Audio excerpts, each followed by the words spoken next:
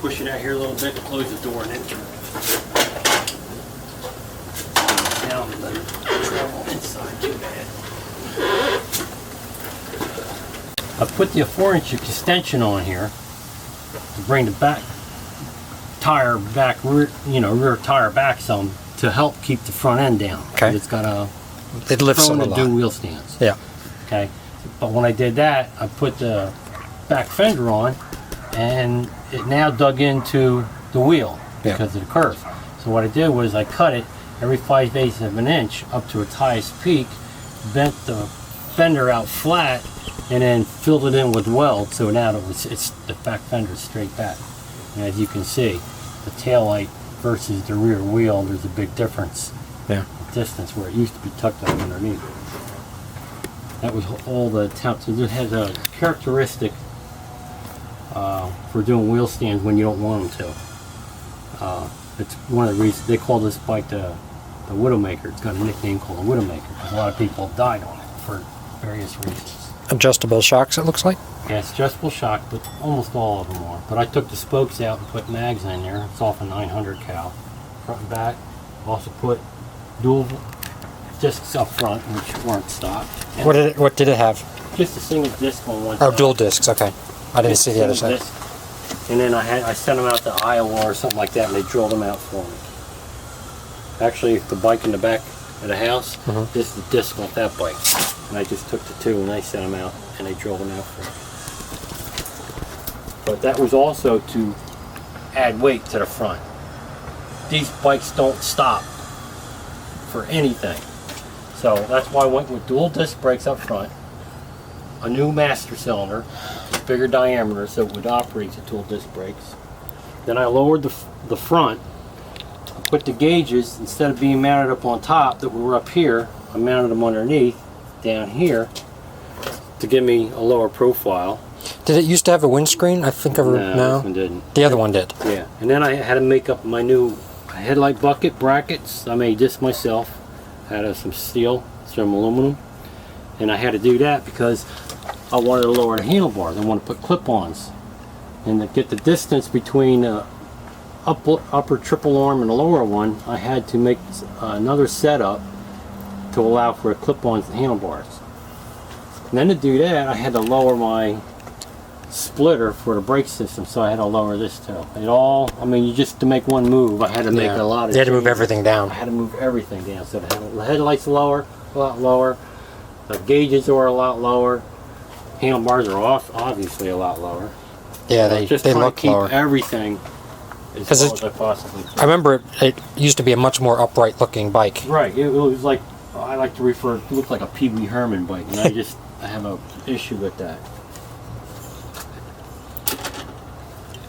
Yeah, But it is incredibly quick.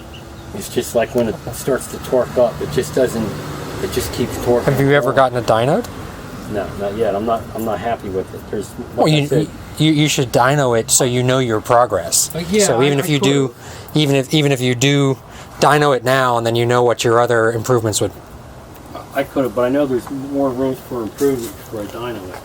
And what they can do, then you can tune it on a dyno and know to really bring it in. Right. So- But then you know what your progress is. Right. This last one gave me 15 horsepower or whatever it was. But the motor's completely redone, all the way down to the crank. Had the crank sent out. And you bored it out, or Yeah, I only bored it because it had slight scarring. You don't want to bore these. You don't get the performance from boring. You get it from modifying your intake and exhaust. okay. This is highly ported, incredibly ported. And to shave the intake, location of the intake, this was machined down. It used to be out here, and it was machined closer. You take that off, you can touch the pistons, they're right there. Right. And I went from a 32 millimeter carburetors to 40 millimeter carburetors, 40 millimeter flat slide. And I have, What's that? That's the flap instead of a butterfly. It slides they up usually and down. have a cylinder that goes up and down. Okay. And this just has a flat plate that goes up and down. Okay. The whole thing is shorter. It's a 40 millimeter. It's Right. like you can almost reach in there and touch the piston with that. And that gives you a shorter distance from carb to...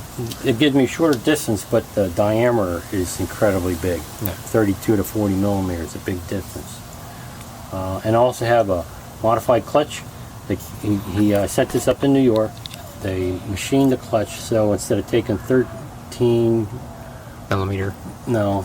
discs, friction plates, now it takes 2 more. So it's got 15. That's to handle the additional power. And I had the transmission all cut for what they call a race cut. So when your dogs go in, it's usually a straight cut.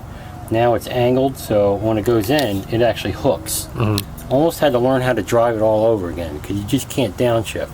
You can't come to a stop and downshift. It won't let go. You have to downshift while you're moving. If you forget to do that, you come to a stoplight and you forgot to downshift, you might as well turn the motor off and then downshift and start it back up again. It won't release out of those gears.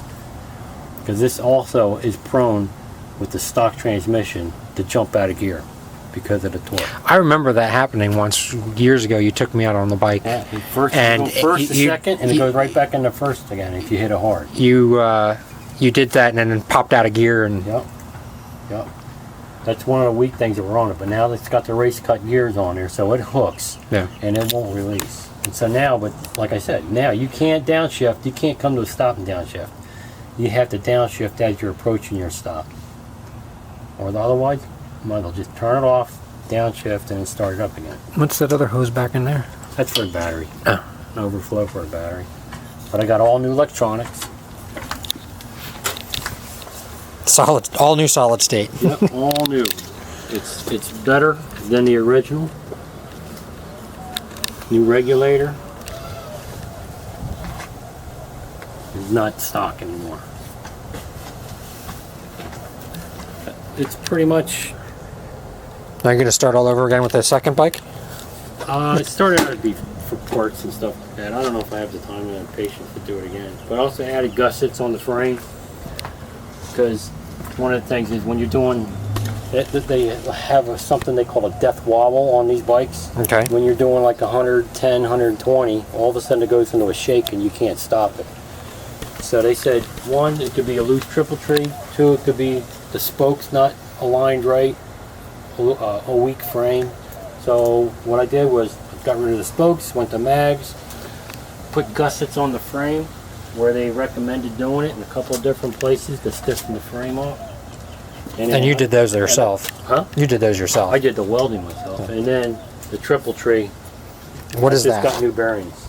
That's an adjuster? Or yeah, what? it's an adjuster. This has 2 adjusters on it. One here, steering damper, and then just this crate's basically friction to keep that wobble out of it.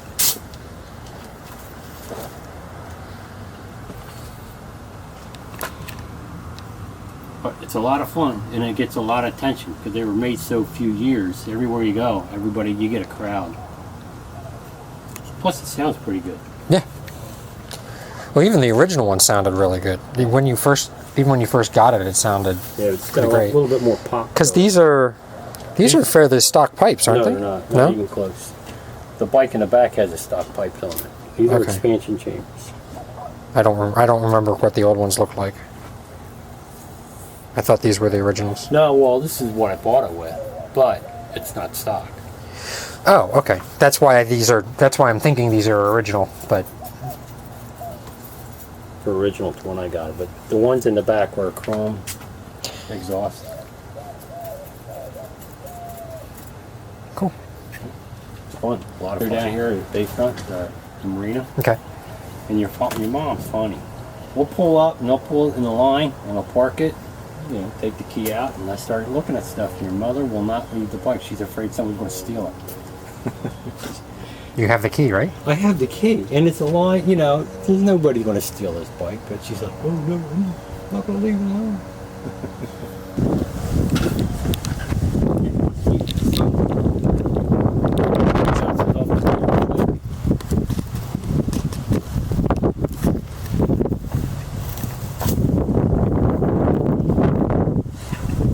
So you had that repainted with the gold flake taken out just for this part, or No, that's darker? I had my stencil. I make it just them up, says make me something that says Kawasaki this long and a little H2 this long. Yeah. When I had them repaint it, they put the flake down, the base, the flake, and then they put Kawasaki and sprayed it, and then they candy coated it on the top.